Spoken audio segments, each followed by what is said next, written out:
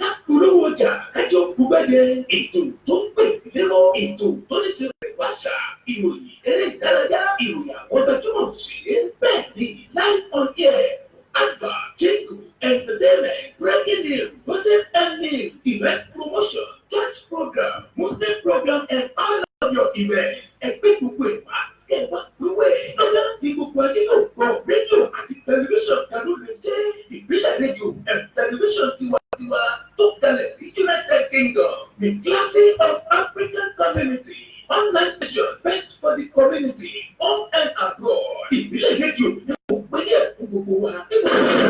tí ò fẹ́ bá ń gbẹ̀yìn láti gbẹ́rù ètò tàbí tí ẹ bá fẹ́ polówó ọjà tàbí ohun tí ẹ ṣe ẹ̀tọ́ sí wa ní ìbílẹ̀ rédíò and tẹlifíṣàn tiwantiwa ẹ lè kó wá kedere tàbí kí ẹ gbọ́ wa live on www.ibileradio.com tàbí lórí TuneIn Radio lórí Twitter Instagram àti Facebook ẹ̀tẹ̀ ìbílẹ̀ rédíò láti bá wa dòwò pọ̀ lórí ohun tí ọ̀gá ní bá fẹ́ ẹ pè àwọn nọ́mbà yìí 0790802594 tàbí 07795671385 tàbí 07424728743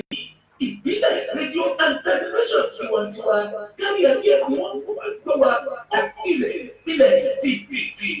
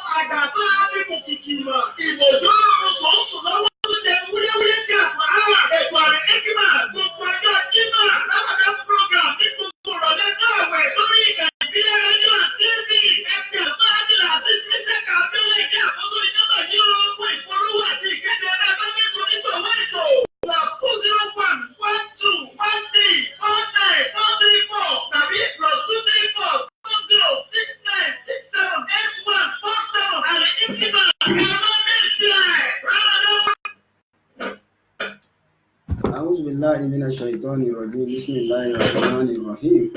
الحمد لله رب العالمين الرحمن الرحيم مالك يوم الدين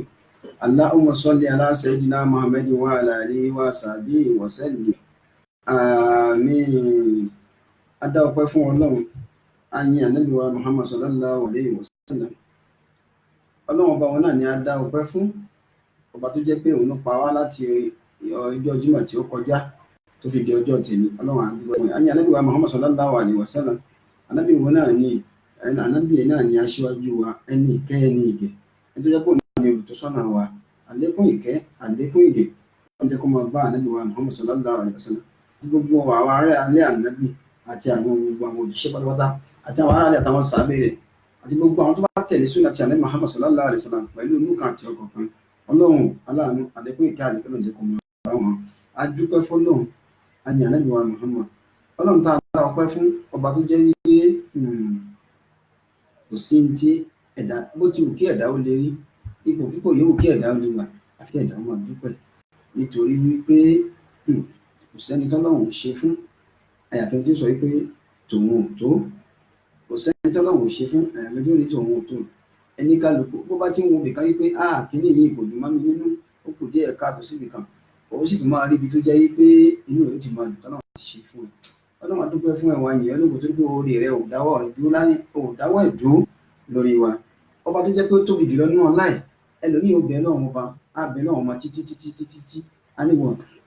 anílé ọkọ tó ń wà yìí ọdún kàmú ní kẹfà ní keje ní ohun òbímọ ohun ìlóyún àárọ̀ dalẹ́ rí yóò lè máa dààmú gbogbo nǹkan ní ti jẹ tán yóò lọlé aláwo yóò lọlé oníṣègùn yóò lọlé àáfàá yóò lọlé àdáhùnṣe yóò lọlé ìwòlíì kó lè bá àlè máa lọ́wọ́ ní síbẹ̀síbẹ̀ mi ò tí ì ṣe tó mo fẹ́ dá ẹ̀ náà níbẹ̀ náà ni ẹlòmíì dẹ̀ ní tí àfa àtúnwà àti obìnrin ó sì jọ ṣeré lásán ní ìbàdàn yìí àwọn sì lọ yọ wọn yọ sí kòtò ẹlòmíì ó tiẹ̀ bí tiẹ̀ ló gbé sọnù ibi tẹ́nìkan ti ń bẹ lọ́wọ́ ọmọ níbẹ̀ lẹ́nìkan tó ti ń fún ẹnìkan wèrè tí orí ẹ̀ pé tí ò ní làákà ẹ̀ níbi títì ọlọ́run sì fọmọ ta lọ rẹ̀ tí ò sẹ́ni tí ò bá tọ́ yorùbá ní ọlọ́run nínú ọmọ ọmọ wèrè Allahu akbar wọ́n ní ibi tí ẹnìkan ti ń sunkún àìlẹ́yìn ibẹ̀ ni ẹnìkan ti ń sunkún àìrí ètè bó ti tiẹ̀ bọ́rọ̀ lé ayé ṣe rí náà ni ẹlòmíì abẹ́ náà títí abẹ́ náà ń owó a ní òun ò lọ́lá òun ò lówó tálákà lówó a sì fún ẹlòmíì ní owó débi wípé kò ní màkà tí ó lè ṣe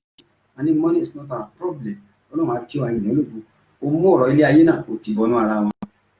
ibi tó kọjú sẹ́nìkan ó kọ ẹ̀yìn síbòmíì kábíyèsí ìrẹ ọlọ́run tí bí gbogbo ẹ̀ náà òfin ṣọlá ni kò sẹ́ni tó kò sí àwa Allahu akbar gbogbo ẹ̀ náà òfin ṣọlá ni ẹlòmíì á sọ pé Allahu akbar nǹkan ẹlòmíì ń bẹ náà fún àìmọye ọdún ẹyọkọ ṣoṣo ẹlòmíì tó sì ní àìmọye rẹ̀ nígbà tí ò mọ nǹkan tí ó fi ṣe kí ló kọ lọ́wọ́ bá ń bẹ̀ ṣèbí ọba tó ní owó tí kì í ná owó ọba tó ní ọlá tí kì í ọba tó lọ́lá tí kì í ọba tó ní owó tí kì í ná owó ọba tó ní ọmọ lọ́dọ̀ tí kì í bímọ Allahu akbar ọba tó jẹ́ pé òun ló ní ipò tí ìbẹ́ni kankan dupò kábíyèsí rẹ̀ lọ́wọ́ àti àwọn àfáwọn àwọn òbí wa àwọn àfáwọn àwọn òbí wa àwọn tí wọ́n ní wàdúrà lórí wa ọlọ́run dákun bá àdúrà tí wọ́n bá ṣàánú wọn ẹni tó ti kú láyé bá kí wọ́n kẹta kí á mọ̀ àwọn tó wà láyé kábíyèsí rẹ̀ ọlọ́run àlùbáríkà wọn ọlọ́mọdé ò tán lára wa agbórí wọn ó ti parí fún mọ̀ láéláé wọn la ilaha illallah àwọn aláṣẹ àwọn ọba àwọn èèyàn ńlá àwọn èèyàn tí wọ́n dúró déédéé tí wọ́n láàánú àwọn aráàlú lójoojú olúwa aláàánú dákun àwọn ọba àlú má jẹ́ kí ìlú dààmú wọn lọ́wọ́ wọn la ilaha illallah la hawla wala quwwata illa billahi al-azim ọlọ́run adébá àṣedédé ní èèyàn wa adé pẹ̀lú Allahu akbar ẹ jẹ́ kí n wúlé bí àṣà mi máa ní torí pé kí n lè bá àkó tán lápò ìyàwó wọ́n lè má ní hàkù àlẹ́yìn náà alẹ́ àyíyá òmìnir wọn lè hàmọ́ wà gbogbo àwọn tí wọ́n ní wàdúrà lórí àpárọ̀tá ọlọ́run bá dúpẹ́ wọn bá ṣàánú la hawla wala quwwata illa billahi al-azim àmín. Tó àwọn adélé ní ẹ̀yìn yẹn wọn èmi thank God it's another Friday adébá ṣédé iṣẹ́ wa ìbílẹ̀ rédíò náà TV ìbílẹ̀ rédíò online ìbílẹ̀ rédíò tiwa adébá ṣédé òdúniwá a kì í ṣàìmọ̀ fúnlọ́pọ̀ sórí lẹ́tọ̀ wa Al-Hikmat program níbẹ̀ náà là wà ẹ̀yìn èèyàn wa ìpolówó ọjà tí ìkéde yín ó ṣe pàtàkì ní iléeṣẹ́ wa ìbílẹ̀ rédíò náà tẹlifíṣàn níbo lẹ lè wá sí níbo lẹ ti lè gbọ́ wa níbo lẹ ti lè mọ̀ wá kò síbi tẹ́ẹ̀ ti lè mọ̀ wá kò síbi tẹ́ẹ̀ ti lè mọ̀ gbọ́ wa Allahu akbar ní orí Twitter ẹ̀yìn wa ìbílẹ̀ rédíò wa àwọn ń bẹ̀ lọ́gàn lẹ́bà wa ń bẹ̀ ní gbogbo àsìkò ní gbogbo àtàbà fẹ́ máa gbọ́ wa ní orí Instagram àwọn ń bẹ̀ òdúniwá àyíṣà ìmọ̀fọ́lọ́kùn tágbé lórí Facebook ní Facebook wọ́n sàṣàrí lọ ìbílẹ̀ rédíò tiwa ìbílẹ̀ rédíò and TV lọ gbá sí lórí Facebook wọ́n sàn láìkí péjì ẹ̀ fọ́lù ẹ̀ gbogbo tá a máa ń ṣe lọ́gàn ló mọ̀ wá ẹ wá má gbàgbé o gbogbo programs wa ẹ máa bá wa share ẹ máa share ẹ invite àwọn ọ̀rẹ́ ẹ invite àwọn ẹ máa pè wọ́n ẹ máa ẹ̀yìn ìyẹn wa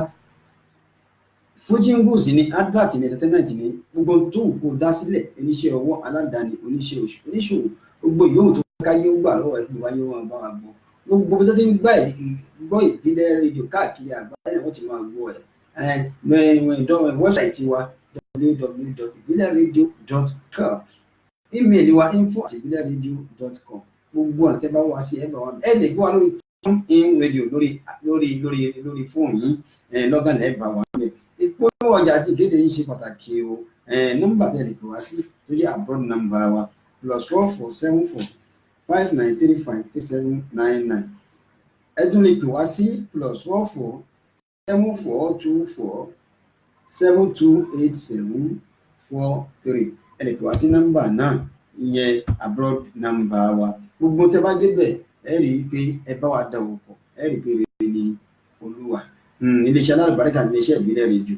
gbogbo tẹ́ bá sì gbé wá tẹ́ bá bá yín dá sí bóyá fẹ́ ṣe ìkéde ni o ìpolówó ọjà ni o ayẹyẹ ni o event planners gbogbo yóò tẹ́ bá fẹ́ ṣe ẹ kàn sí abroad number wa tààpì fún yín yẹn kò síbi tẹ́ ẹ pè wá sí o mọ́ àwọn òkú torí pé London ni ẹ̀kọ́tà wa wà o tó bá wà ní bó wà ní Amẹ́ríkà bó pè wá á dáhùn, bó wà ní Europe bó pè wá á dáhùn, bó wà ní Asia bó pè wá á dáhùn lóhùn tó wá ní káfíńfà ṣe á dà yín lóhùn nítorí pé kí ni o tẹ́ bá ti pẹ́ tá a bá dijọ́ sọ̀rọ̀ tá a ti gbọ́rọ̀ ara wa yé kí ni bó wọ́n ṣe tí ò fàárọ̀ dúró kò sí ní tá à ń ṣe ẹ bá ti pẹ́ wá á dà yín lóhùn. Bóyá èmi àfọ èmi ọmọ yín Abdulaziz Isiaq Abiola ìyá àkówó àwọn ọmọ bí wọn ní Òṣogbo èmi náà lè fẹ́ pè lórí ètò Al-Hikmat àbí ẹgbẹ́ ká bá yín dá sí program àbí ẹgbẹ́ ká bá yín polówó ọjà ká bá yín kéde ẹgbà mi láàbù sórí nọ́mbà mi +2011 21 349434 tó bá wá jẹ́ pé WhatsApp ni o +23470 69678147 ẹ pè mí àdá inú ẹ bá wa dá òpó ẹ rí i pé rere ni Olúwa. Adélẹ́yìn Adébáyọ̀ ṣe ni thank God it's another Friday adé sí orí program wa ni Al-Hikmat program ní every Friday láti lè ṣe wà ní rédíò ètò àgbọ̀fikọ́gbọ́n ètò tí tún ìgbésí ayé ẹni ṣe ètò tó jẹ́ wípé kò sí àṣàdá lórí ètò nínú ilé iṣẹ́ wa nínú gbogbo ètò táwọn ń ṣe kí la mú wá fún wa lónìí kí la fẹ́ ká gbọ́ èyí tá a ti ń bá bọ̀ láti last week náà là parí nínú nítorí pé kí ni o mo ti dá àwọn àṣà kan mo ti dá àwọn àṣà kan mo ti pa àwọn àṣà kan èé ṣe wípé kí lẹ̀dá lè fi ní ìfọ̀kànbalẹ̀ láyé kí la lè fi fẹ̀mí balẹ̀ síwájú Ọlọ́run kí ni nǹkan tí ẹ̀dá lè fi bọ́ níwájú àwọn ọmọ ẹ̀dá kí ló tà ń dára wa láàmú ló dé tí àwa afá tí ìbànújẹ́ wa gba ọkàn rẹ̀ nǹkan ṣoṣo ló lè fi ọlọ́kàn balẹ̀ a ti sọ fún wa ní ìjẹ́dógún ní last 2 weeks a gbọ́rọ̀ náà tán nínú Ànábì wa Muhammad sallallahu alaihi wasallam Ànábì máa kọ́ alẹ́ kọ́ nígbà tí àfáà kan kí Ànábì Muhammad sallallahu alaihi wasallam ta ni olùkọ́ àgbà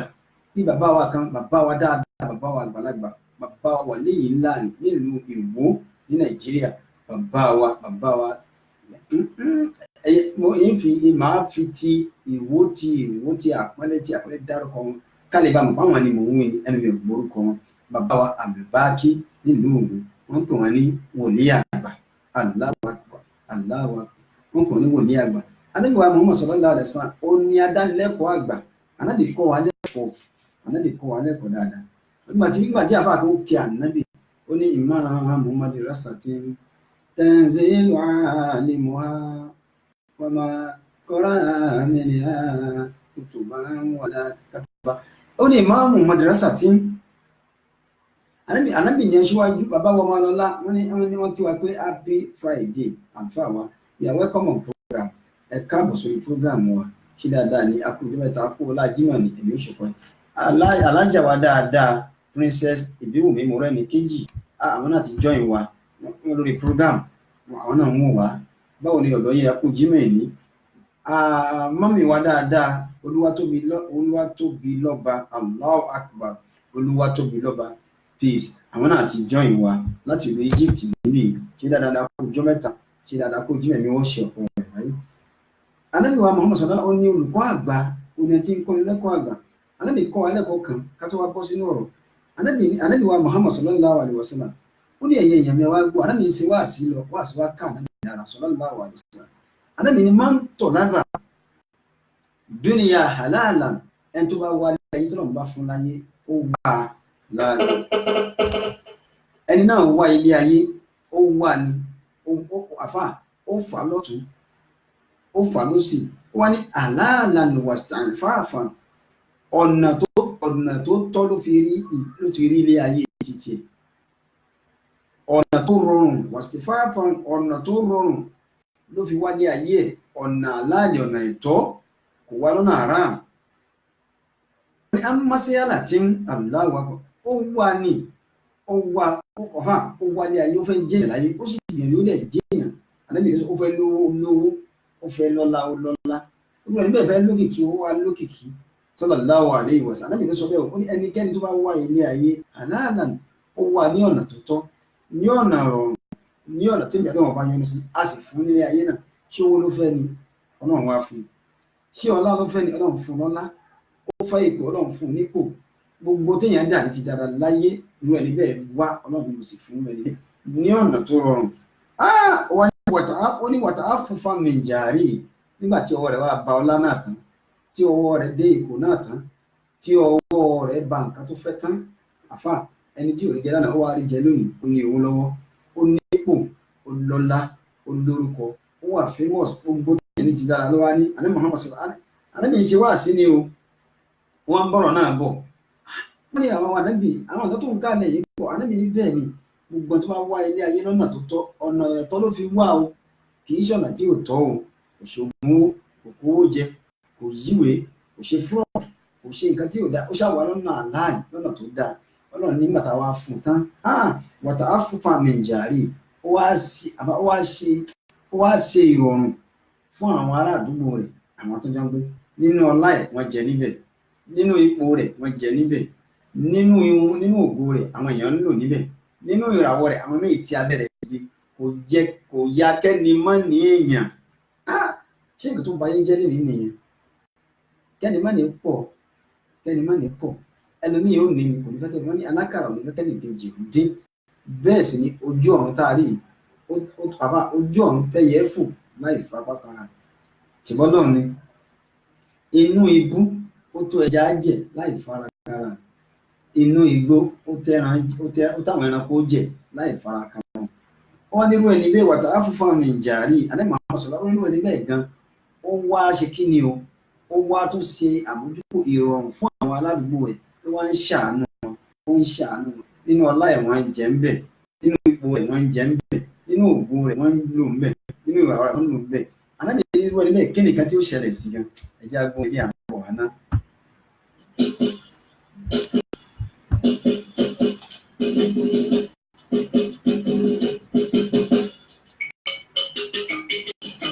Wọ́n ní ìwọ ni Ọlọ́run, ìwọ ni kò sí ẹ̀mẹ́jì rárá, Ọlọ́run ìwọ ni. Ìwọ ni Ọlọ́run, ìwọ ni kò sí ẹ̀mẹ́jì rárá, Ọlọ́run ìwọ ni. Ìwọ ni Ọlọ́run, ìwọ ni kò sí ẹ̀mẹ́jì rárá, Ọlọ́run ìwọ ni. Ìwọ ni Ọlọ́run, ìwọ ni kò sí ẹ̀mẹ́jì rárá, Ọlọ́run ìwọ ni. Ìwé òní lọ́gọ́ lára igi kọ́lọ́run máa mà sí gbogbo tó ṣẹ̀dá láyé, Ọlọ́run ìwọ ni. Ìwọ ni Ọlọ́run, ìwọ ni kò sí ẹ̀mẹ́jì rárá, Ọlọ́run ìwọ ni. Tó bá ń dára fẹ́ká láyé mi máa ṣe ẹ̀dá kọ́, àwọn kan lágbára wọn sì tún nímọ̀ tí wọ́n ò jẹ́ kankan, ọpẹ́ ní kí n tọ̀ wọ́n dá, Ọlọ́run ló ń fún wọn ṣe. Ìwọ ni Ọlọ́run, ìwọ ni kò sí ẹ̀mẹ́jì rárá, Ọlọ́run ìwọ ni. Tó bá kù díẹ̀ fẹ́ká láyé má ṣe rò pé nìkan ni, ẹni tó ń rò kóun ló ṣe yẹ tí ẹ̀ náà ń bá, oníkàlùkù àbí tiẹ̀ lára lọ̀rọ̀ ilé ayé jẹ́. Gbogbo tó ń dààmú ẹ̀dá láyé lónìí tó ń dààmú wọn. Àtúnṣe àtàjà àtúngbìn ìdílé táwa lò jùlọ. Kò sẹ́ni tó ń ṣe wá láyé, Ọlọ́run ìwọ ni. Ìwọ ni Ọlọ́run, ìwọ ni kò sí ẹ̀mẹ́jì rárá, Ọlọ́run ìwọ ni. Kábíyèsí rẹ Ọlọ́run ìwọ ni kò sí iyèméjì rárá, ìwọ ni. Wọ́n ní wọ́n wá tóbi lọ́la peace, wọ́n ní have a great Friday and a wonderful weekend. Tó ẹ̀yin náà same to you ma, ẹ kú Jímọ̀ tèmi, ẹni wọ́n ṣọ̀pọ̀lọpọ̀ ìláyé. Ànábì Muhammad sallallahu alaihi wasallam ń bá wa sọ̀rọ̀ lọ, ànábì ò dákẹ́. Ó ti ẹ̀jẹ̀ pé oníkà tí mo sọ tẹ́lẹ̀ tí mo pa tì sí ẹ̀gbẹ́ kan tí mo fẹ́ parí ẹ̀ lénìí. Ànábì wọn ní wọ́n ẹni bẹ́ẹ̀ Ọlọ́run kẹ́ ọlọ́lá onípò ológo. Àwọn ará àdúgbò rẹ̀ wọ́n á ń jẹ nínú ọlá rẹ̀. Ẹlòmíì lóde la ilaha illallah. Ẹ má jẹ́ kí n bọ́ sínú ọ̀nà, ẹ ṣáà jẹ́ kí n sáré rí àdíìsì yìí kí n wá bọ́ sínú ibi táwọn ọ̀nà àti pé kí n má tún kí n yà lọ sínú mi yóò gba àsìkò ní ọwọ́ wa. Torí àdìsí bẹ́ẹ̀ ní àsìkò mọ́. Wọ́n á ní ìwà ànábì irú èèyàn bẹ́ẹ̀. Ànábì ní làkíyàlláhù wajhahu kal-qamari laylatul badr. Tó bá dijọ́ òwe lè kíámà tí gbogbo wa bá pé síwájú Ọlọ́run, tọ́lọ́run bá pe gbogbo wa dìde pé kí kálukú dìde ó fẹ́ ṣe ìdájọ́. Wọ́n nírú ẹni bẹ́ẹ̀ á rí àpẹẹrẹ ẹni Ọlọ́run ní ojú ẹ̀, yóò dàbí kal-qamari laylatul badr, yóò dàbí ojú rẹ̀ ó máa tàn yìnrìnyìnrìn yóò máa shine yóò máa fresh gẹ́gẹ́ bí òṣùpá ọjọ́ kẹrìnlá àfa ìmọ́lẹ̀ ọlọ́run ó wà lára rẹ̀ àánú ọlọ́run ó di ara rẹ̀ tó gbà tó náà wà láyé kan náà ṣàánú àwọn èèyàn sallallahu alaihi wasallam sallallahu alaihi wasallam. àníbi wa ni wọ́n máa ń tọ̀ lábà dùnìyà ẹ̀ ń bá wá ní ayé aláwọ̀ tàkà àfúrà ó wà tó pọ̀ tipátipá ló fi wá ọlọ́run ní àṣìṣe fún wa wá ó lówó ọlọ́lá ó nípò ìwé aláwọ̀ kan. àníbi wa ni wọ̀tàfà òhúra ó wá ń ṣe fáàrí sí àwọn èèyàn àfà láìlà tàkà àfúrà ó wá ń fi yàn èèyàn bẹ́ẹ̀ pé òun ló ń ní ipò jù òun ló ń lọ́lá jù ó ń fi àjùlọ hàn àwọn èèyàn ní orí ọlá rẹ̀ tó ní nílé ayé ń bí wọ̀tàfà òhúra ó tún wá ń ṣe kí ni o ó tún wá ń fi ṣe fáàrí sáwọn èèyàn ó fi ń sakọ sí wọn yóò máa gbéraga sí wọn yóò máa wà wọn tí ò ní bẹ́ẹ̀ ni pé wọn máa ń ṣe ni kò ní mọ̀ wípé òun ga tó òun ní lọ́wọ́ bí màá ṣe òun kọ́ ọlọ́run ló fún un náà. àdínú ẹni bẹ́ẹ̀ làkíyà láwọ̀ wájú ìyàwó nítorí wọn dàlẹ́ kíámà la ilaha illallah yóò pàdé ọlọ́run ọwọ́ gàdúbàn ọlọ́run ní ìgbẹ́ ọlọ́run bínú sí ọlọ́run má bínú sí wọn sallallahu alaihi wasallam ọlọ́run má bínú sí ọlọ́run má bínú sí. ẹ̀yẹ ìyá wa lẹ́yìn tá a wà lórí program yìí ètò Al-Hikmah program Allah the wisdom program of the universe ètò tí kọ́ni lọ́gbọ́n tí ń kọ́ni lónìí à ń sọ̀rọ̀ ní ìjẹ́ẹ̀dógún last 2 weeks mo ní kí ló lè fi wá lọ́kàn balẹ̀ gan ọ̀rọ̀ àwọn ọ̀jọ̀gbọ́n ni wọ́n sọ̀rọ̀ yìí fún wa mo ti ka díẹ̀ nú àwọn ọ̀rọ̀ náà ní ìjẹ́jọ́ mo wá fẹ́ parí ẹ̀ pẹ̀lú ọ̀rọ̀ arákùnrin tí mò ń bá bọ̀ yọ kí ló dé táwọn dá ara láàmú tá a fẹ́ra wa lọ́kàn balẹ̀ nítorí ilé ayé yìí náà gbogbo tó wà láyé pátápátá ọlọ́run ló ní gbogbo tí ò sí gbogbo tó wà láyé àtàwá o àti tó wà níbẹ̀ ọlọ́run ló ní wá àmọ́ ọ̀jọ̀gbọ́n náà wọ́n ń bá ọ̀rọ̀ bọ̀ láti ní ìjẹ́jọ́ ní last week kí lọ́jọ̀gbọ́n náà ń sọ fún wa ẹ̀wọ̀n tí ọ̀jọ̀gbọ́n ń bá bọ̀ ní last week ọ̀jọ̀gbọ́n sọ pé fala tajidu lazatan illa iza ta'alta anil khaliki ẹnìkankan kò tí ì lè rí ìgbádùn láyé ọkàn rẹ̀ ò tí ì lè balẹ̀ láyé inú rẹ̀ ò tí ì lè dùn láyé illa ta'alta anil khaliki àbí kó jìnnà sí àwọn èèyàn kò ní kó má bá àwọn èèyàn sọ̀rọ̀ rẹ̀ o kò ní pé kó má wà friendly o nítorí sọ ni pé gbé bùkátà rẹ̀ jìnnà sáwọn èèyàn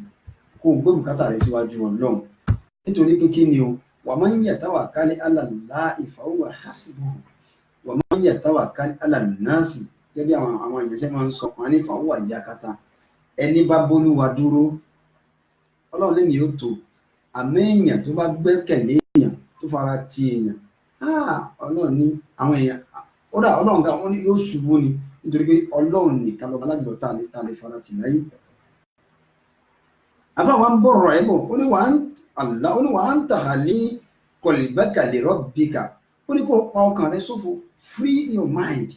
pẹ̀lú àwọn èèyàn kó di Ọlọ́run ọba rẹ ní gbogbo òyìnbó wà lọ́kàn rẹ pé bọ̀dá mi lágbájá kan ní sọ mí nìyẹn àti mi nìkan ní òfin lówó ẹ̀ka ní òsì dáadáa fún mi ó ní yọ ọkàn rẹ kúrò ńbẹ̀ kó gbà wípé Ọlọ́run ni kó fi sẹ́mi pé tí ó ṣe dáadáa fún ẹ̀dá kan ò lè ṣe àfọlọ́run ó ní bá ti lè ṣe léyìí ó ní ó ṣe kí ni o ó ní gbogbo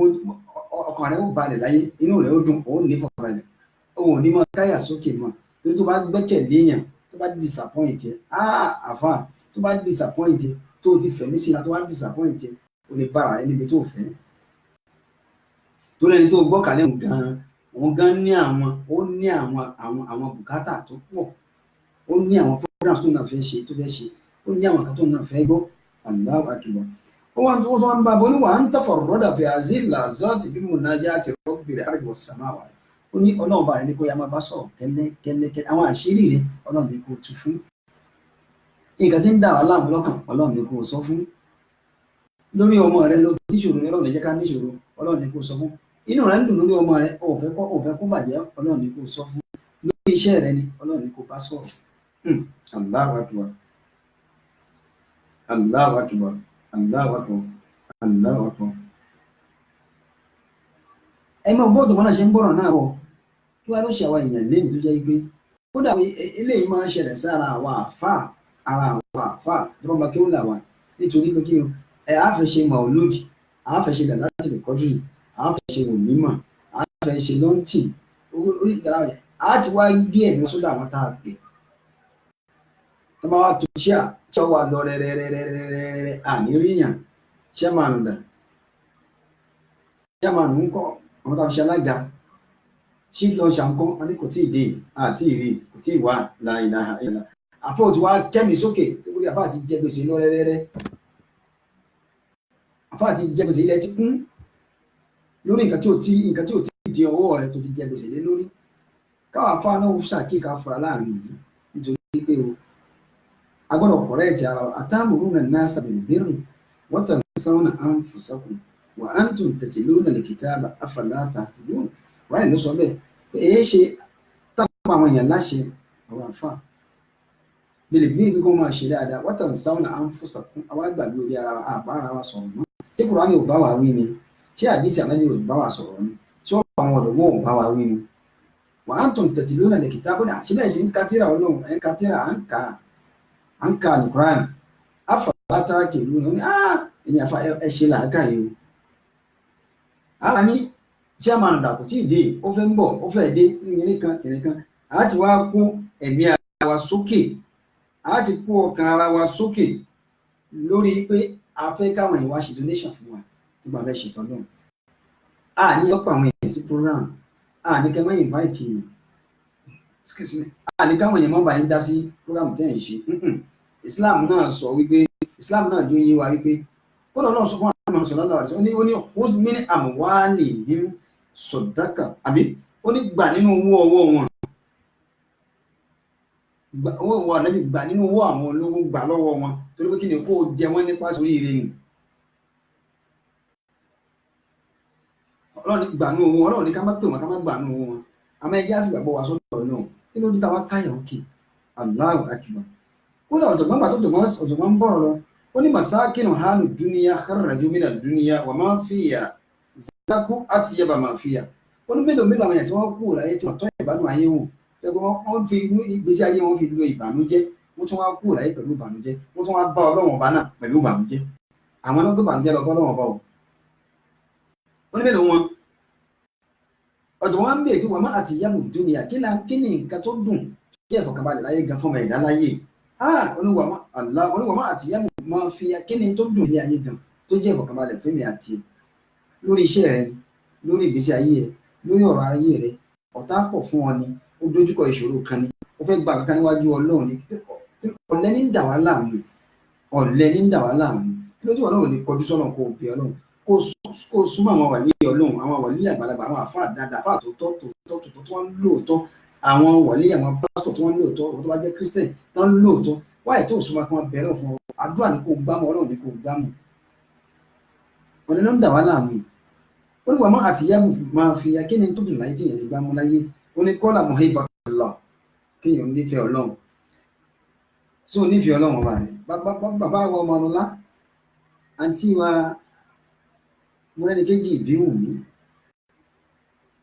àǹtí wa Olúwatóbilọ́ba peace gbogbo ìtẹ́ ń wù mí lórí program wọ́n bẹ̀rẹ̀ lọ́wọ́ ọ̀tọ̀mọ́ kí ni nǹkan tó dùn gan tó dáa jù láyé ó ní wàmọ́ àtìyẹ́bù máa fi ìyà ó ní kọ́lá muhibbatullah kéèyàn nífẹ̀ẹ́ Ọlọ́run gba Ọlọ́run ọba rẹ̀ mú dáadáa wàdà hàn sọ yìí Ọlọ́run ní kó máa jẹ lẹ́nu gbogbo gbà máa pààrọ̀ Ọlọ́run ní gbogbo gbà Ọlọ́run ìwọ ni mo fẹ́ báyìí Ọlọ́run mo fẹ́ nǹkan báyìí orí ẹ̀rí àwọn Christian tó máa ń ṣàdúrà wọ́n máa fi tọkàn tipa àbáwakọ̀ wọ́n ní Olúwa ṣe àbá ẹ̀rọ pé ilẹ̀ sáàmù fẹ́ ìjábọ̀ ni bẹ́ẹ̀ làwọn mùsùlùmí làwọn náà ní àdúrà lọ́wọ́ a ní orúkọ Ọlọ́run lọ́wọ́ aláwọn èèyàn Ọlọ́run lọ́wọ́ lójú wọn náà gba Ọlọ́run bá mú wọn bá tábà rẹ̀ bá ká wá sọ́tọ̀ àwọn tí wọ́n mọ Ọlọ́run bá pè lọ kí ló dé tó máa gbọ́kànlé nìkan ìjọ tó gbọ́kànlé yẹn tó gbọ́ olóńgbò bùkátà rẹ̀ Ọlọ́run náà sí ọ ni tẹ́lẹ̀ náà bá wá kú nǹkan ìgbòlò fẹ́ sá lọ tẹ́lẹ̀ náà bá ní ṣòro nǹkan ìgbòlò fẹ́ sá lọ gbogbo ẹ̀yin tẹ́ ń ṣàánú fáwọn èèyàn àǹfààsìkò yìí ṣàdúrà fún yín Ọlọ́run ní jẹ́ kí ọlá yín ó parẹ́ àǹfààríkà náà lè wá ju Ọlọ́run amọ̀rírì nǹkan tẹ́ ń ṣe gbogbo ẹ̀yin olówó ẹ̀yin ọlọ́lá dáadáa tẹ́ ń dúró táwọn tẹ́ ń gbé àwọn tí ò ní tẹ́ ń sọ wọ́n dẹni tó ní Ọlọ́run ní jẹ́ kí ọlá ó tán lọ́wọ́ yín ẹ̀ ní fi ọlá pìtà àǹfààríkà náà lè wá ju Ọlọ́run tó lọ́n bá rán yàn sí yẹn yóò ṣìyàn lóore àmọ́ kí ló dé àwọn tálákà náà kí ni pọ́blẹ́mù wa àwọn tá à ní tá a wá sọ àwọn olówó àwọn ọlọ́lá aṣọ wọn lọ́lọ́run ọba wa ṣùgbọ́n náà ló fún àwọn náà lówó ẹni nígbà opportunity nìkan mò ń gbọ́ wà bó ń ṣe wà ká gbé ẹ̀mí sọ́dọ̀ ọlọ́run àfààní wàṣọ́ àfààní muhibbatullah ní tíyẹn bí nǹkan kàwé láyé ní kéèyàn nífẹ̀ẹ́ ọlọ́run Allahu akbar bùkátà kan ò sí láyé tọ́lọ́run lè gbọ́ àwọn bàbá wa nílẹ̀ Yorùbá wọ́n ní ìrókò tó bá gbàbọ̀ níbí bẹ́ẹ̀ ni wọ́n bẹ ogun nǹkan ò lélele kọ́lọ́run ó mọ̀ ṣe ó yẹ kó mọ̀ pé Allah is always there for you. Allah always there for you. Allah always there for me. Gbogbo tí yẹn bá ti di Ọlọ́run ọba mú tó bá di Ọlọ́run ọba mú ní gbogbo àsìkò Ọlọ́run máa dá yẹn mú Ọlọ́run ọba ò lásìkò tí yẹn á tilẹ̀kùn ò lásìkò tí ó tilẹ̀kùn pé mo ti close ọ́fíìsì mi o tó bá ní ọ̀là kẹ́ padà kò sí fọ́rọ̀ Ọlọ́run gbogbo ògbà àlùbáàbò tó ojú ọ̀nà Ọlọ́run ọba ó ṣí sílẹ̀ àfáà kan sọ ọ́nú ọ̀rọ̀ rẹ̀ ó ní Allahu Akbar ó ní téèyàn bá Ọlọ́run ní téèyàn bá ń béèrè lọ́wọ́ mi inú mi ó máa dùn àwọn tó bá ń béèrè lọ́wọ́ mi mọ́ ọdún Ọlọ́run ó sì máa bàjẹ́ pé ṣé nǹkan tí mo fún ọ ṣó ti tó ẹni Allahu Akbar Allahu yaghdabu interacta su'alahu wọ́n gbà ní ádámà ìnà yusahalu yaghdabu Ọlọ́run ọba fúnra rẹ̀ inú máa bí Ọlọ́run tó bá béèrè lọ́wọ́ Ọlọ́run tó bá ti ń béèrè lọ́wọ́ Ọlọ́run ní gbogbo inú Ọlọ́run sì mọ̀ àmọ́ lọ́wọ́ àwọn èèyàn tó bá béèrè lónìí tó ṣe fún ẹ ó béèrè lọ́la ó ṣe fún ẹ ìjọ kẹta ìjọ kẹrin àfa dclstia wọn tó bá yẹ sọ pé àwẹ wá lórí ṣé mo kó báyẹn ni kíní ò easy náà ẹnìbọn ló ń ṣiṣẹ́ kò easy o wọn náà jọjọjọ mo ti try o èèyàn nìyẹn o ṣé kò wá try òótọ́ ni ó gbìyànjú ẹ̀yin èèyàn wà lórí ètò àlẹ́ hikma program ẹ máa bá a share program ẹ máa share invite àwọn ọ̀rẹ́ yín Allahu Akbar mo fọ̀rọ̀ arákùnrin kan kọ́ wa lẹ́kọ̀ọ́ ní jẹjọ ní last 2 weeks arákùnrin yìí jẹ gbèsè náà pọ̀ tírájú yé wa wípé ọkùnrin kan wà nílùú búṣùà ọkùnrin yìí jẹ ó ní ìṣòro tó ní ni pé a lè sọ pé ó jẹ gbèsè tó ṣe déédéé 1 million naira arákùnrin ó wá gbogbo àwọn onígbèsè wá bẹ̀rẹ̀ sí wá káàkiri fún ìgbà bá gbọ̀rọ̀ máa òun náà wá bẹ̀rẹ̀ sí wá gbogbo àwọn ọ̀rẹ́ rẹ̀ tó nífẹ̀ẹ́ sí fún ìyá tó ń bá san gbèsè wọn fún lówó kò rí ẹnì kankan àwọn onígbèsè bẹ̀rẹ̀ sí ilé káàkiri wọn lè káàkiri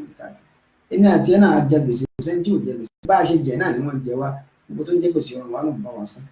arákùnrin wa bínú wá kúrò nílùú tí wọ́n ti lé ojú wa ń tì ó kúrò nílùú ó lọ sí ìlú òdìkejì ìlú tó ń wà náà pẹ̀lú Busra ó wá kúrò nílùú náà ó lọ sí ìlú Kúfà ní Iraq ó kúrò nínú nítorí ìdójútì orúkọ rẹ̀ ti bàjẹ́ nínú ìkọ́ni gbèsè tó jẹ ó wá lọ nígbà tó dé ní ìlú yìí ó wọnú ṣáláṣí kan ó sọ fún wa níjẹjọ kí nìkan tó ń dà wọ́n náà láàmú tó ń fi síwájú Ọlọ́run kí ni ìṣòro tó ní lágbára Ọlọ́run ọ̀rọ̀ ká ẹni tó lè fi ọlọ́kàn balẹ̀ gbé bùkátà rẹ̀ gbé kúrò nínú àwọn èèyàn àní ẹ má sìkì fún ìrànlọ́wọ́ àní kẹ má wáṣẹ́ lọ bìkan àní kẹ má wá ìyẹn kọ́ ìjà mi nìgbé ságbà yìí pé tó bá ọba nǹkan tó bá ṣe fún ẹ Ọlọ́run ni owó ní gbèsè rẹ lọ ọwọ́ bá nílé àwọn á ń dunnú òun yọ ṣé o ti bọ́ lọ́wọ́ ẹ̀ náà ni tó bá bọ́ lọ́wọ́ ẹ̀ kọ́ arákùnrin yìí ó jáde nínú ibi tí wọ́n ti bí nígbà tí gbèsè pọ̀ ṣe bí ìṣòro ní kálukú ọ̀tọ̀ọ̀tọ̀ ni ìṣòro títẹ̀ tó lé kúrò nínú òun náà ní gbèsè ó kúrò nínú Busra ó lọ sí ìlú Kúfà ní Iraq nígbà tó débẹ̀ mo sọ fún wa níjẹ̀jọ́ ó wọnú mọ́sálásí kan inú mọ́sálásí tó wá wọ̀ lọ yìí ó wá débẹ̀ ó kàmà sọ́lọ́run lórí tí wọ́n náà kàmà sọ́lọ́run kó gba Ọlọ́run bá rẹ̀ sọ̀rọ̀ kò sẹ́ni tí ò ní ìṣòro kò sẹ́ni tí ò ní bùkátà kò sẹ́ni tí ò ní problem ní kálukú ọ̀tọ̀ọ̀tọ̀ ni àmọ́ èèyàn kan ṣoṣo tó lè sọ problem wa òun náà ní ọba òkè tí ṣe ọba is always there for us kí tí wò di Ọlọ́run mú tó di ọ̀pá Ọlọ́run mú arákùnrin jáde nílùú ó dé ìlú Kúfà gbèsè ló lé kúrò nílùú o tá a lè pè ní 1 million naira lápèjú tó lè máa yé wa àbíká ní 1 million pounds nínú káyọ̀ táwọn wáyé àbí 1 million British pounds lẹ́yìn tẹ́ wà nínú London. ẹ̀yin yẹn wá arákùnrin wa débi wa wọ mọ́sálásí lọ ó wá kàn sọ́nà kí ni tó sọ fọ́nà láàrin ìṣẹ́jú kan tó ń bọ̀ wá náà nígbà gbòòrò díẹ̀. àìtúkà yàrá bí àìní kọ́lí bí orin yẹn pẹ̀lú ojú ọkàn mi mo mọ̀ wípé ìwọ̀n ni mo fò sókòjú fàjẹ́ lójú ká lérò pé àwọn ni àjọsọ àtàjẹ́ táyé ń kí pé wọ́n ní ti ń sàwọn kan ó dá wọn náà ní síra wọn ó sì ní ẹ ìwọ ni. ìwọ ni ọlọ́run ìwọ ni kò sí èméjì rárá ọlọ́run ìwọ ni. ìgbọ́lọ́run lọ́yẹ̀ ká máa ké káyé kíkẹ́ nìkan kan gbogbo ń ta rògbà lè kígbe yẹn ọlọ́run lọ́ka wọn. Olùsọ sáyé ó dájẹ́ sáyé ká lè mọ̀ pé òun bẹ̀rẹ̀ àtẹni ìsúnpá àtẹni ayọ̀ gbogbo ẹ̀ ló wà sí ẹ̀rù àtẹni tó ń lè tó jù ọlọ́run ìwọ ni. ìwọ ni ọlọ́run ìwọ ni kò sí èméjì rárá ọlọ́run ìwọ ni. àbẹ̀lọ́run tí kò ìrọmọ bí ìwọ náà ń wò lójú gbogbo ẹni tí ń rò jẹ́ ẹ̀fọ́ máa jẹ́ kí wọ́n rọ ọmọ pé ètò ìtura ìtì ìgbìmọ̀ ìṣẹ̀yìn ìwọ ni. ìwọ ni ọlọ́run ìwọ ni kò sí èméjì rárá ọlọ́run ìwọ ni. ẹ̀dá ayé ń kí táyé sí ń kí pé wọlé ẹ̀ mọ́ra wa ó ní tọ̀hún má lọ kó dájú ó má lọ kó ń lò ó hàn ọpẹ́ nìkan ìtọ́mọ̀ ọ̀dà ó má lọ kó lù wá.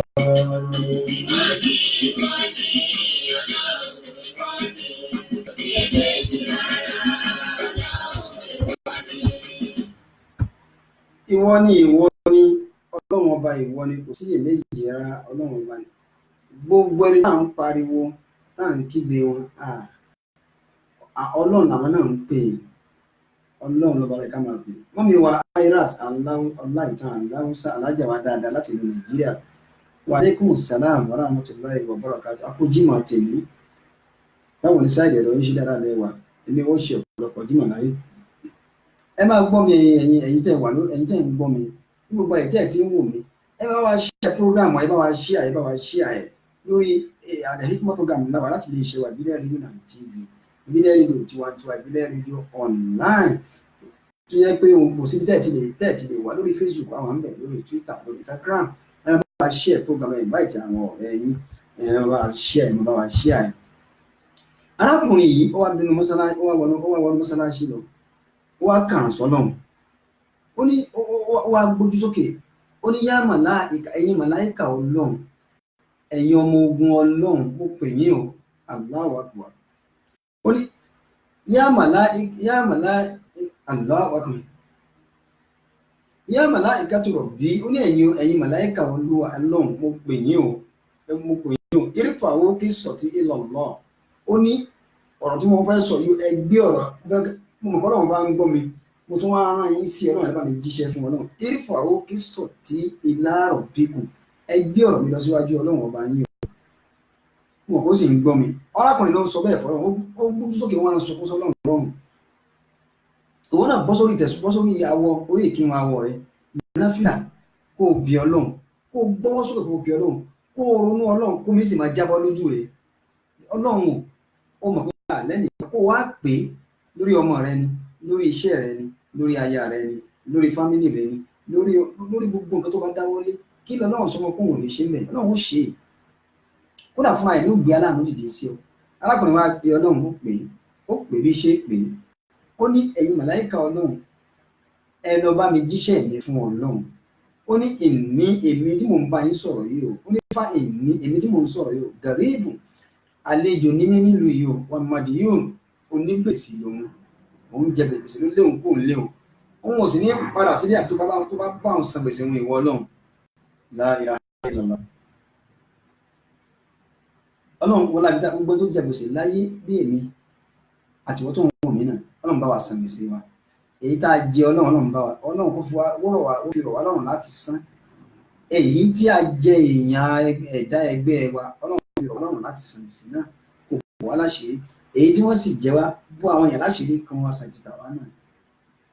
Ànábì Lukman alayhi salatu wa salam ó pe ọmọ rẹ̀ Ànábì Lukman sọ fún wa níjọ́ yẹn Ànábì Lukman ní ìwọ ọmọ mi ó ní Allahu akbar ó ní amaltu suhura ó ní mo ti ru àwọn àpáta mo ti ru àwọn òkè náà mo rú sórí ó ní wọ́n wúwo lóòótọ́ ó ní falam ara ṣe àkọlà mìíràn dáìní èmi ò rí nǹkan tó wúwo tó gbèsè láyé nǹkan tí wọ́n gbé yàn nǹkan tí wọ́n gbèsè fẹ́ wọ́n gbé léyàn lórí ọrùn ó sì wọ̀ yàn aláàbí ìpínlẹ̀ lọ sọ bẹ́ẹ̀ wọ́n tó ní àkálẹ̀tò rẹ̀ àrùn sọ́là ó ní gbogbo tí ń jẹ́ nǹkan tó korò àwọn bàrà àwọn ẹ̀gúsí bàrà gbogbo ẹni ló ti jẹ́ ó korò níbi tí nǹkan korò níláyé sí ẹ̀sìn pé bàrà korò gidi gan tó bá fi wọ́ bàrà tó fi wọ́ bàrà ó lè fọwọ́ náà jẹun níjọ́ náà níbi tó korò dé aláàbí Lukman ní mo ti nǹkan tó korò mo ti mú ó ní zókítọ̀lẹ̀ àǹsọ́nà mo ti tọ́ nǹkan tó korò mo ti tọ́ bàrà wọ̀ mo lè kó korò gan ó ní fàlámù ara ṣe ní orí nǹkan tó jẹ́ pé ó wúwo débi pé kíyàn gbé bùkátà lọ bá ọmọ ẹ̀dá ẹgbẹ́ rẹ̀ kó a má bìyà bùkátà náà torí ẹni tó fẹ́ lọ gbé bùkátà rẹ̀ wá bá ó sọ àṣírí ẹ̀ fún tí ò bá wá bìyà bùkátà ìyẹn ti lùsì ọ̀nà méjì àṣírí tó fi pamọ́ ó ti mọ̀ èyí tó o sì ní kó ràn lọ́wọ́ kó mọ̀ bóyá bùkátà náà kò tún wá bìyà rẹ̀ arákùnrin wa wà ní mọ́sálásí bẹ́ẹ̀ borí sókè Allahu akbar láìpẹ́ ó wá sùn níbi tó ṣàdúrà yìí síbẹ̀ ló sùn lọ sí nígbà tó wá sùn lọ ń kọ́ láàrin bí 30 ìṣẹ́jú wọn ti gbé lọ sí wákàtí kan arákùnrin kan wá wọ mọ́sálásí wá Allahu akbar arákùnrin náà wá wọlé nígbà tí arákùnrin náà wọlé ó fọwọ́ jí pẹ́pẹ́pẹ́ ní sàlámù aláìkùm àfà ẹ̀dìdì ẹ̀yìn la wá rí Allahu níbo lẹ ti mọ̀ mí rí ní ò mọ̀ yín rí ó lẹ́yìn la wá rí láti bo lẹ ti wá ó ní ẹ̀fì gbí tá a ti wá sílẹ̀ ń bọ̀ wá ṣàlàyé ara mi àmẹ́yìn la wá rí Allahu akbar nígbà tálákùnrin náà ó jáde tálákùnrin náà dìde tó jókòó ẹni tó wọ mọ́sálásí náà wá jí ó jókòó síwájú ẹ̀ nígbà tá wá jókòó ó ní gbọ́lẹ̀ tí màmí ní kílẹ̀ wá ṣe ń bí ó yẹ máa wọ̀ ọ́ don't bother yourself ó wá tí ó wá gbé àpò jáde ní ìgbà tí wọ́n wọnú nígbà tó bọ́yọ̀ ó wá gbé àpò náà àpò ká tó bọ́yọ̀ bíi báàgì ó wá gbé fún arákùnrin náà ní mọ́sálásí Allahu akbar arákùnrin náà wá dìde wá ṣí báàgì náà wò nígbà tí ó wò báàgì náà kí ló bá ń bẹ̀ yẹn wá nítorí pé àìnígbàgbọ́ ẹ̀dá ó ní ìbẹ̀rẹ̀ ẹ̀ṣẹ̀ gbogbo tí ẹ̀dá bá ń dá ẹ̀dá láàmú láyé ọlọ́run ní kí ẹ jẹ́ ká kọjú sí mo ń bọ̀ wá láàrin ìṣẹ́jú kan ẹ jẹ́ ká sáré délé iṣẹ́ Azizat Travel and Tour ní ìṣẹ́jú kan tá a bá wá padà dé kí lákùnrin ìbá nínú àpò kí ló bá nu báàgì ẹni tó sì gbé báàgì wa ó wà níwájú ẹ̀ ó jókòó síwájú ẹ̀ ó wọ mọ́sálásí ni from nowhere ó sì jí ó ní kó jókòó ó ní sẹ́yìn ní lágbájá níbo lẹ́ ti mọ̀ mí ló lèmi náà ni tẹwá láti gbogbo súnà ó lèmi náà ni níbo lẹ́ ti mọ̀ mí ló ní ẹ̀fìyẹn sílẹ̀ ẹgbà báàgì yìí aláàbò náà wá gba báàgì àmọ́ nígbà tí ó ṣí báàgì ń kọ́ kí ni nǹkan tí ó bá níbẹ̀ kí ni nǹkan tó bá níbẹ̀ kí ni nǹkan tí alákùnrin náà bá ń bẹ̀ àgọ́ nísìn ẹja dé ojú ọjà ká polówó tá a bá dé àwọn nǹkan tó ṣe láàrin àwọn méjèèjì.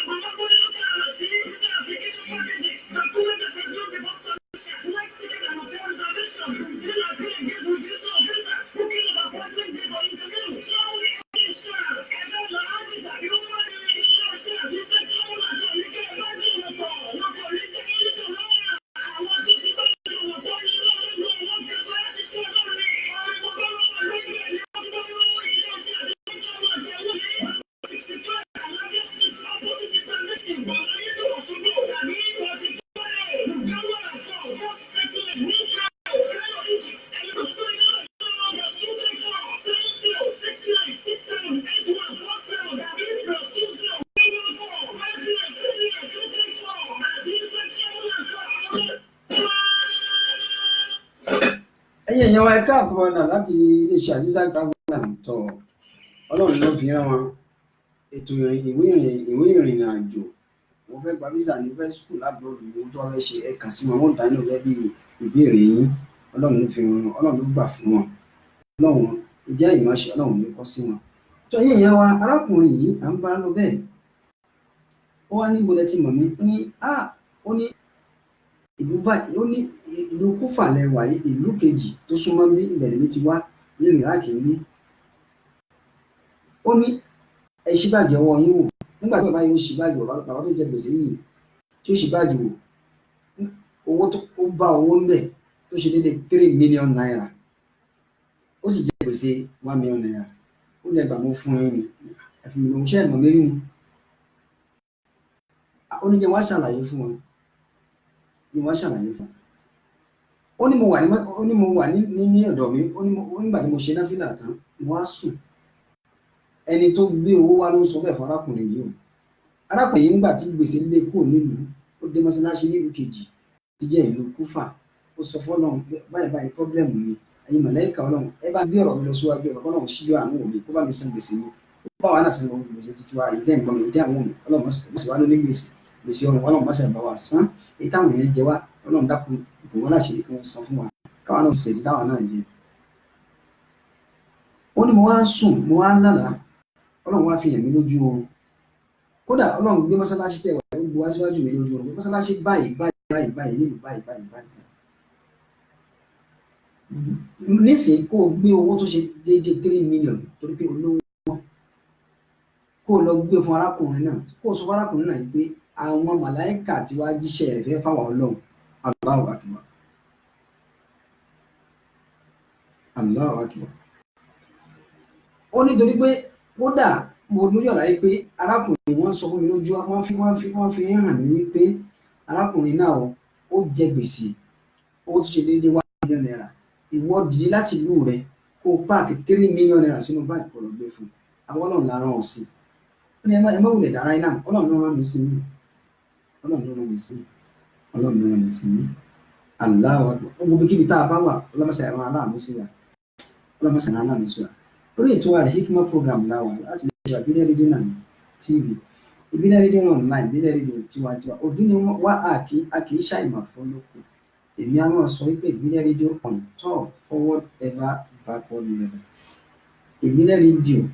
iwájú lọ́pọ̀ ibi tí máa rí sí ìlàlẹ̀ àmọ́ insha Allah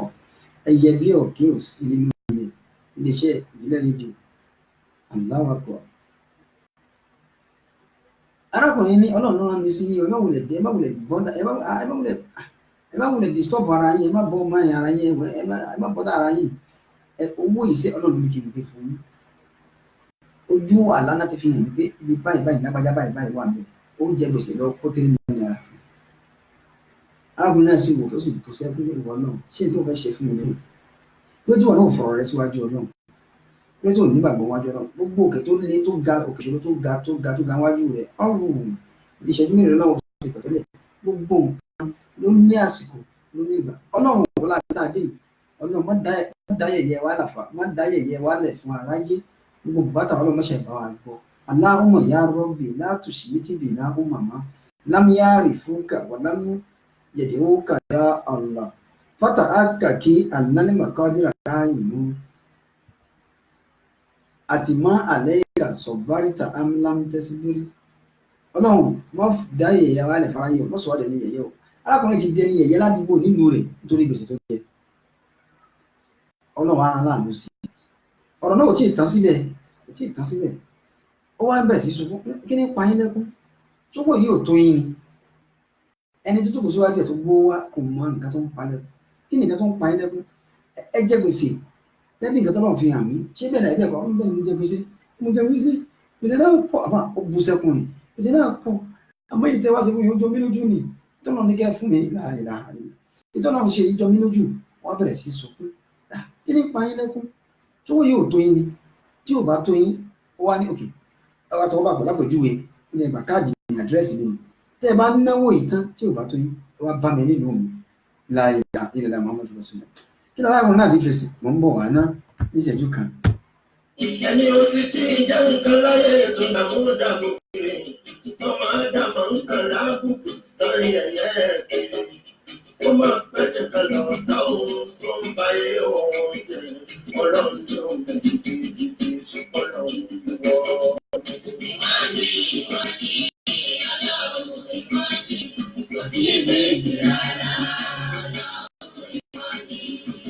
Ọmọ lọ́wọ́ ni ọba náà ọmọ ní iṣẹ́ ni òun ló mọ̀ wá òun ló ń ṣe wá tó sẹ́ni mọ́. Òun ló ń ṣe wọ́n sẹ́ni kan o. Kábíyèsí ìyá náà. Kò sí èméjì rárá. Kò sí èméjì rárá o, ọlọ́run ìwọ ni. Kò sí èméjì rárá. Kò sí èméjì rárá, ọlọ́run ìwọ ni. Kò sí èméjì rárá, ọlọ́run ìwọ ni. Ìwọ ni lọ́tún, ìwọ ni lósì ìdìbò. Kò sí èméjì rárá, ọlọ́run ìwọ ni. Ìwọ ló. Ọlọ́run ìwọ ni, ìwọ ni, ìwọ ni, ìwọ ni níbi gbogbo. Kò sí èméjì rárá. Kábíyèsí Allahu Akbar. Gbogbo ẹ̀yin tí àwọn ohun ẹ̀bẹ̀ mi gbé Ọlọ́run bá tóbi. Allahu Akbar. Ẹ wá gbọ́n tárákùnrin sọ̀kò tí ìtàn síbẹ̀. Bàbá yìí ní ìwọ bàbá. Ó ní ẹgbà tẹ bá ti dé ìlú mi, ẹ béèrè lágbájá ọ̀nà lágbájá. Ẹyẹ bí ọ̀kín kò sí láwùjọ ẹyẹ. Ẹyẹ méjì kì í jẹ́ àṣà. Tẹ bá ti dárúkọ mi nílùú àpótí òmà mi, Ọlọ́run kẹ́mi púpọ̀ mo ní owó gidi gan. Kí ni mi nàlá fún ìtẹ́ǹké? Tí ò bá tó yẹn, Ọlọ́run ló rán mi sí ọ. Tí ò bá ti tó ẹ, gba káàdì mi, gba àdírẹ́sì, wá bá mi nílùú mi, kó wá béèrè owó sí lọ́wọ́ mi. Allah. Ẹni kí ni arákùnrin fi dá lóhùn? Arákùnrin wa ní bàbá olówó èyí tẹ́ ẹ ṣe fún wa yìí, àdúpẹ́ Ọlọ́run ló rán yín sí wa. Alhamdulillah, Ọlọ́run ó san yín lẹ́san lóore. Ó sì ṣàánú mo dúpẹ́ mo appreciate o, mo mọ̀ lóore ẹ ṣé o, iná ò ní tán owó yín o, ẹ ní fi ọlá pè tán. Ó ṣàdúrà fún dáadáa, ó appreciate rẹ̀ lù. Ó ní àmọ́ ẹ wá gbẹ́jẹ́ sọ kẹ́ríkà fún yín o. Tí owó ìbá tán, tí mo bá lọ sí ìlú wa tí mo bá san gbèsè tí mo jẹ tán, tí mo san gbèsè tí mo jẹ tán, èyí tó kù lórí ẹ̀ tí mo bá fi ṣe business àbí owó ìjẹ wàá tán kò wàá tó mi rárá. Ó ní màá zàlọ́ am àrfà kí sọ̀tì ìlà liman arsalka inni ilayya liman arsalka ilayya.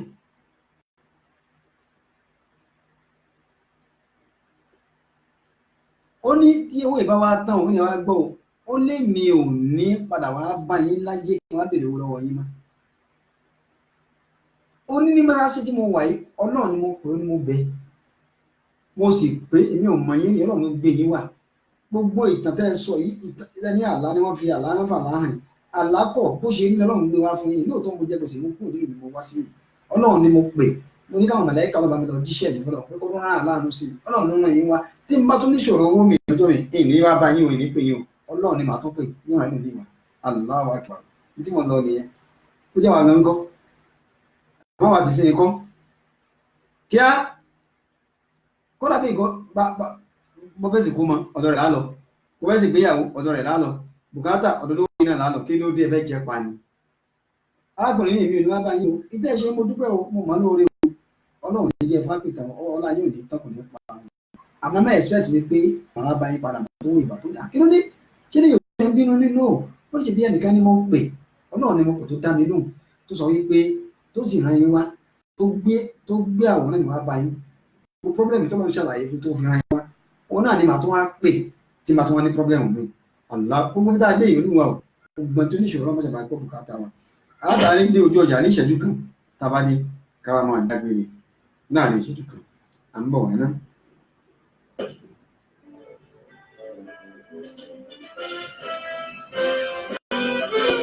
Káàkiri àgbáyé ọ̀dọ̀.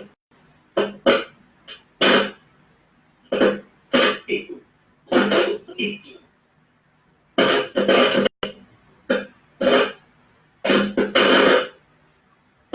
Dámilárayá ìròyìn tó kún fọ́fọ́ káàkiri àgbáyé ká polówó ọjà kájọ.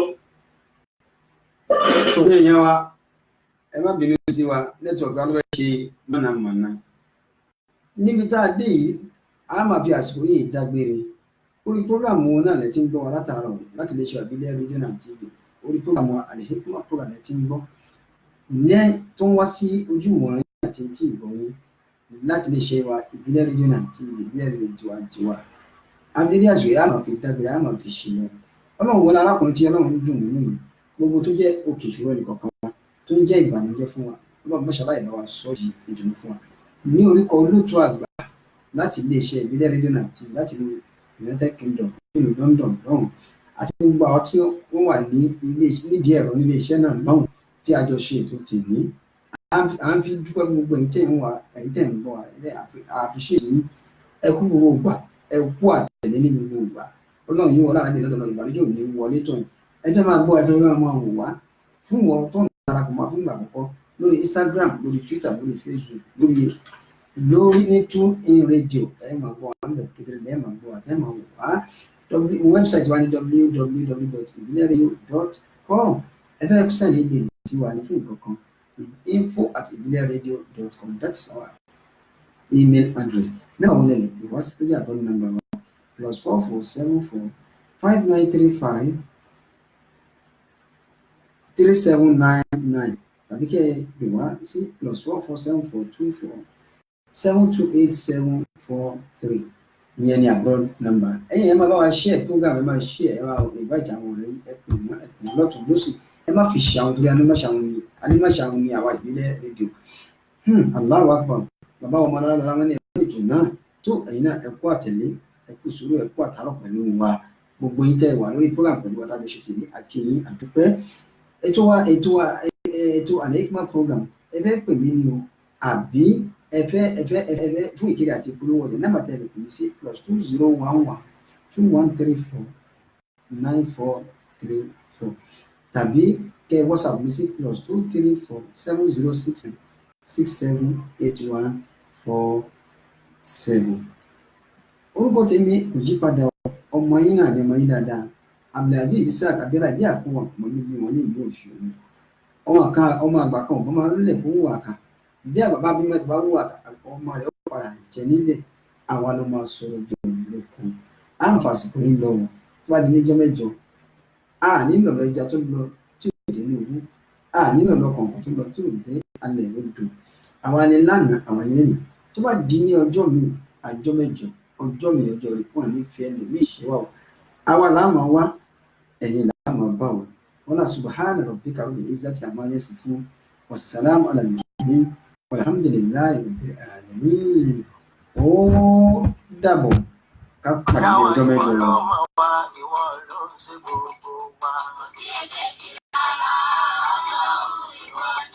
Ó fọ́ sókòjò bàjẹ́ bó.